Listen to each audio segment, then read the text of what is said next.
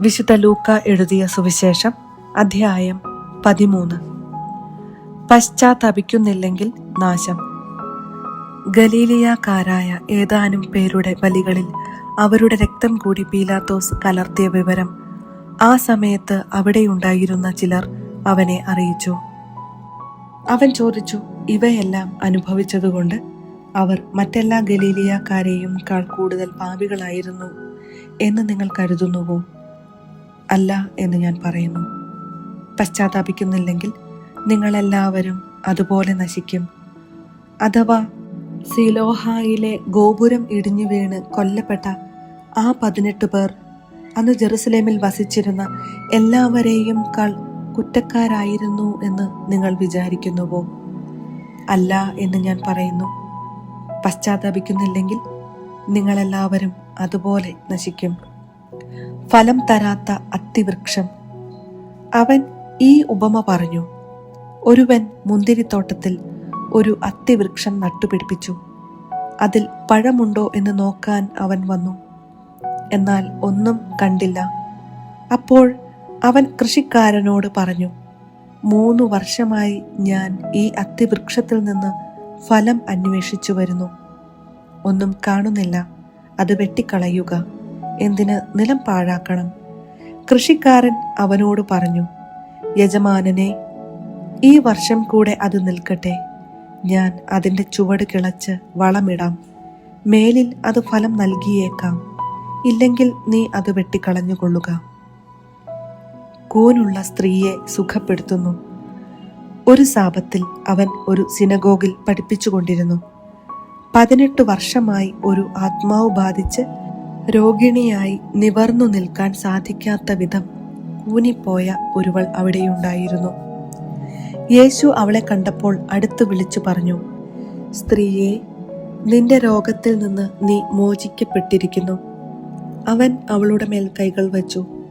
തക്ഷണം അവൾ നിവർന്നു നിൽക്കുകയും ദൈവത്തെ സ്തുതിക്കുകയും ചെയ്തു. യേശു സാപത്തിൽ രോഗം സുഖപ്പെടുത്തിയതിൽ കോപിച്ച് സിനഗോഗ് അധികാരി ജനങ്ങളോട് പറഞ്ഞു, ജോലി ചെയ്യാവുന്ന 6 ദിവസങ്ങൾ ഉണ്ട്. ആ ദിവസങ്ങളിൽ വന്ന് രോഗശാന്തി നേടിക്കൊള്ളുക. സാബത്തു ദിവസം പാടില്ല. അപ്പോൾ കർത്താവ് പറഞ്ഞു, കപടനാട്യക്കാരെ, നിങ്ങൾ ഓരോരുത്തരും സാബത്തിൽ കാളയെയോ കഴുതയെയോ തൊഴുത്തിൽ നിന്നഴിച്ച് വെള്ളം കുടിപ്പിക്കാൻ കൊണ്ടുപോകുന്നില്ലേ? 18 വർഷം സാത്താൻ ബന്ധിച്ചിട്ടിരുന്നവളായ അബ്രാഹത്തിന്റെ ഈ മകളെ സാബത്ത് ദിവസം അഴിച്ചു വിടേണ്ടതില്ലെന്നോ? ഇത് കേട്ട് അവന്റെ പ്രതിയോഗികളെല്ലാം ലജ്ജിതരായി. എന്നാൽ ജനക്കൂട്ടം മുഴുവൻ അവൻ ചെയ്തിരുന്ന മഹനീയ കൃത്യങ്ങളെക്കുറിച്ച് സന്തോഷിച്ചു.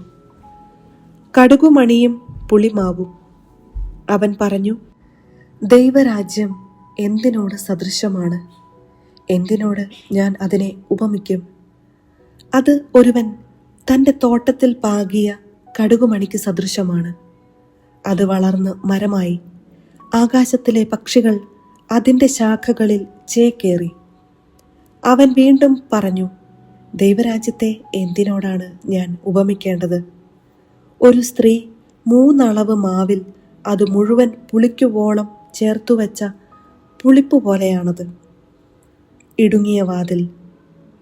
പട്ടണങ്ങളിലും ഗ്രാമങ്ങളിലും പഠിപ്പിച്ചുകൊണ്ട് അവൻ ജെറുസലേമിലേക്ക് യാത്ര ചെയ്യുകയായിരുന്നു. ഒരുവൻ അവനോട് ചോദിച്ചു, കർത്താവെ, രക്ഷ പ്രാപിക്കുന്നവർ ചുരുക്കമാണോ?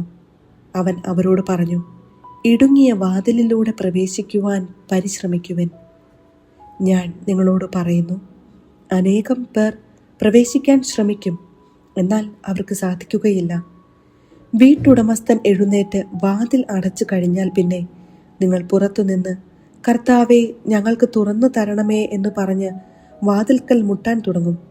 അപ്പോൾ അവൻ നിങ്ങളോട് പറയും, നിങ്ങൾ എവിടെ നിന്നാണെന്ന് ഞാൻ അറിയുന്നില്ല. അപ്പോൾ നിങ്ങൾ പറയും, നിന്റെ സാന്നിധ്യത്തിൽ ഞങ്ങൾ ഭക്ഷിക്കുകയും പാനം ചെയ്യുകയും ഞങ്ങളുടെ തെരുവുകളിൽ നീ പഠിപ്പിക്കുകയും ചെയ്തിട്ടുണ്ട്. എന്നാൽ അവൻ പറയും, നിങ്ങൾ എവിടെ നിന്നാണെന്ന് ഞാൻ അറിയുന്നില്ല. അനീതി പ്രവർത്തിക്കുന്ന നിങ്ങൾ എന്നിൽ നിന്ന് അകന്നു പോകുവിൻ.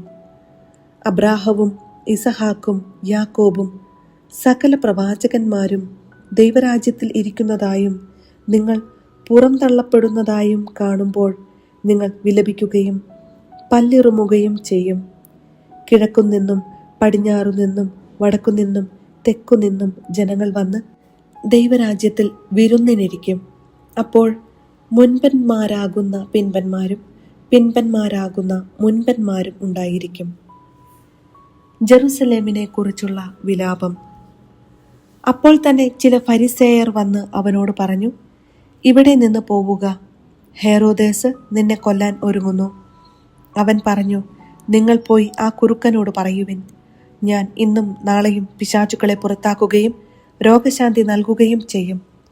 3-ാം ദിവസം എൻ്റെ ദൗത്യം ഞാൻ പൂർത്തിയാക്കിയിരിക്കും. എങ്കിലും ഇന്നും നാളെയും മറ്റന്നാളും ഞാൻ എൻ്റെ യാത്ര തുടരേണ്ടിയിരിക്കുന്നു. എന്തെന്നാൽ ജെറുസലേമിന് പുറത്തു വച്ച് ഒരു പ്രവാചകൻ നശിക്കുക സാധ്യമല്ല. ജെറുസലേം, ജെറുസലേം, പ്രവാചകന്മാരെ കൊല്ലുകയും നിന്റെ അടുത്തേക്ക് അയക്കപ്പെടുന്നവരെ കല്ലെറിയുകയും ചെയ്യുന്നവളെ, പിടക്കോഴി കുഞ്ഞുങ്ങളെ ചിറകിൻ കീഴ് ചേർത്ത് നിർത്തുന്നത് പോലെ നിന്റെ സന്താനങ്ങളെ ഒന്നിച്ചു ചേർക്കുന്നതിന് ഞാൻ എത്രയോ പ്രാവശ്യം ആഗ്രഹിച്ചു. പക്ഷേ നിങ്ങൾ സമ്മതിച്ചില്ല. ഇതാ, നിങ്ങളുടെ ഭവനം പരിത്യക്തമായിരിക്കുന്നു. ഞാൻ നിങ്ങളോട് പറയുന്നു, കർത്താവിൻ്റെ നാമത്തിൽ വരുന്നവൻ അനുഗ്രഹീതൻ എന്ന് നിങ്ങൾ പറയുന്നതുവരെ നിങ്ങൾ എന്നെ കാണുകയില്ല.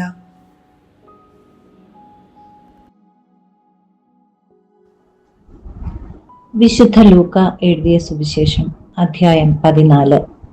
മഹോദര രോഗിയെ സുഖപ്പെടുത്തുന്നു. ഒരു സാബത്തിൽ അവൻ ഫരിസേയ പ്രമാണികളിൽ ഒരുവന്റെ വീട്ടിൽ ഭക്ഷണത്തിന് പോയി. അവർ അവനെ ശ്രദ്ധിച്ചുകൊണ്ടിരുന്നു. അവിടെ ഒരു മഹോദര രോഗി ഉണ്ടായിരുന്നു.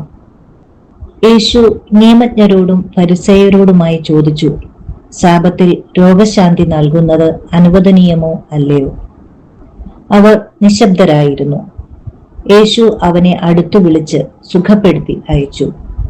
അനന്തരം അവൻ അവരോട് ചോദിച്ചു, സാബത്തിൽ തന്റെ പുത്രനോ കാളയോ കിണറ്റിൽ വീണാൽ ഉടൻ പിടിച്ചു കയറ്റാത്തവനായി നിങ്ങളിൽ ആരുണ്ട്? മറുപടി പറയാൻ അവർക്ക് കഴിഞ്ഞില്ല. അതിഥിക്കും ആതിഥേയനും ഉപദേശം.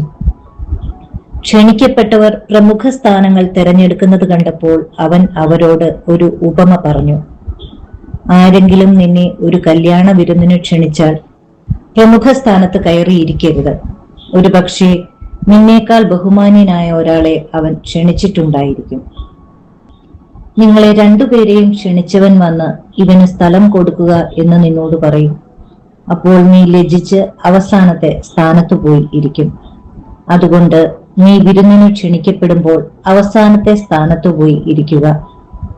ആതിഥേയൻ വന്ന് നിന്നോട്, സ്നേഹിത, മുമ്പോട്ട് കയറിയിരിക്കുക എന്ന് പറയും.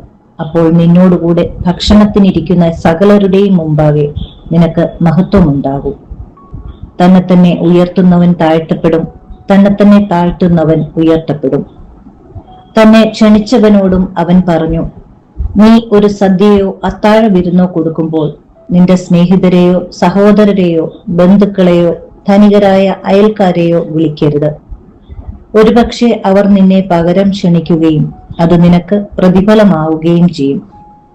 എന്നാൽ നീ സദ്യ നടത്തുമ്പോൾ ദരിദ്രർ, വികലാംഗർ, മുടന്തർ, കുരുടർ എന്നിവരെ ക്ഷണിക്കുക. അപ്പോൾ നീ ഭാഗ്യവാനായിരിക്കും. എന്തെന്നാൽ പകരം നൽകാൻ അവരുടെ പക്കൽ ഒന്നുമില്ല. നീതിമാന്മാരുടെ പുനരുത്ഥാനത്തിൽ നിനക്ക് പ്രതിഫലം ലഭിക്കും. വിരുന്നിന്റെ ഉപമ. അവനോടുകൂടെ ഭക്ഷണത്തിനിരുന്നവരിൽ ഒരുവൻ ഇത് കേട്ടിട്ട് അവനോട് പറഞ്ഞു, ദൈവരാജ്യത്തിൽ അപ്പം ഭക്ഷിക്കുന്നവൻ ഭാഗ്യവാൻ. അപ്പോൾ യേശു അവനോട് പറഞ്ഞു, ഒരുവൻ ഒരിക്കൽ ഒരു വലിയ സദ്യ ഒരുക്കി വളരെ പേരെ ക്ഷണിക്കുകയും ചെയ്തു. സദ്യയ്ക്ക് സമയമായപ്പോൾ അവൻ ദാസനെ അയച്ച് ക്ഷണിക്കപ്പെട്ടവരെ അറിയിച്ചു, വരുവിൻ, എല്ലാം തയ്യാറായിരിക്കുന്നു. എന്നാൽ അവരെല്ലാവരും ഒന്നുപോലെ ഒഴികഴിവ് പറയാൻ തുടങ്ങി.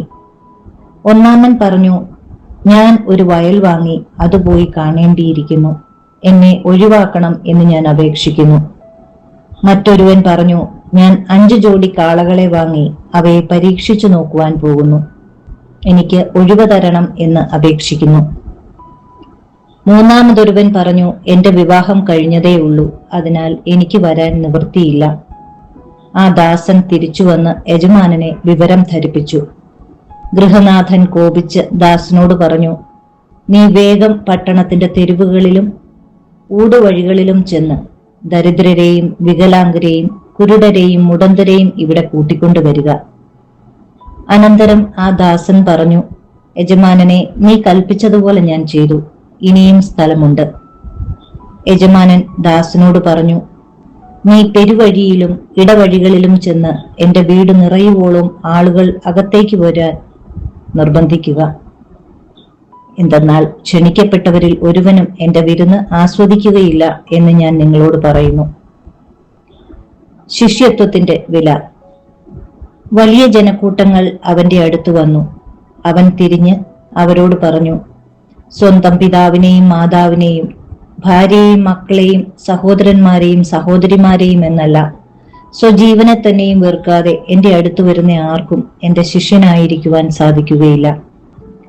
സ്വന്തം കുരിശു വഹിക്കാതെ എന്റെ പിന്നാലെ വരുന്നവന് എന്റെ ശിഷ്യനായിരിക്കുവാൻ കഴിയുകയില്ല. ഗോപുരം പണിയാൻ ഇച്ഛിക്കുമ്പോൾ അത് പൂർത്തിയാക്കാൻ വേണ്ട വക തനിക്കുണ്ടോ എന്ന് അതിന്റെ ചെലവ് ആദ്യമേ തന്നെ കണക്ക് കൂട്ടി നോക്കാത്തവൻ നിങ്ങളിൽ ആരുണ്ട്? അങ്ങനെ ചെയ്യുന്നില്ലെങ്കിൽ അടിത്തറ കെട്ടിക്കഴിഞ്ഞ് പണി മുഴുവനാക്കാൻ കഴിയാതെ വരുമ്പോൾ കാണുന്നവരെല്ലാം അവനെ ആക്ഷേപിക്കും. അവർ പറയും, ഈ മനുഷ്യൻ പണി ആരംഭിച്ചു, പക്ഷേ പൂർത്തിയാക്കാൻ കഴിഞ്ഞില്ല. അല്ലെങ്കിൽ 20,000 ഭടന്മാരോടുകൂടെ തനിക്കെതിരെ വരുന്നവനെ 10,000 കൊണ്ട് നേരിടാൻ സാധിക്കുമോ എന്ന് ആദ്യമേ ആലോചിക്കാതെ മറ്റൊരു രാജാവിനോട് യുദ്ധത്തിന് പോകുന്ന ഏത് രാജാവാണുള്ളത്? അത് സാധ്യമല്ലെങ്കിൽ അവൻ ദൂരത്തായിരിക്കുമ്പോൾ തന്നെ ദൂതന്മാരെ അയച്ച് സമാധാനത്തിന് അപേക്ഷിക്കും. ഇതുപോലെ തനിക്കുള്ളതെല്ലാം ഉപേക്ഷിക്കാതെ നിങ്ങളിൽ ആർക്കും എന്റെ ശിഷ്യനാവുക സാധ്യമല്ല. ഉപ്പ് നല്ലത് തന്നെ, എന്നാൽ ഉറകെട്ടുപോയാൽ അതിന് എങ്ങനെ ഉറകൂട്ടും? മണ്ണിനോ വളത്തിനോ അത് ഉപകരിക്കുകയില്ല. ആളുകൾ അത് പുറത്തെറിഞ്ഞു കളയുന്നു. കേൾക്കാൻ ചെവിയുള്ളവൻ കേൾക്കട്ടെ.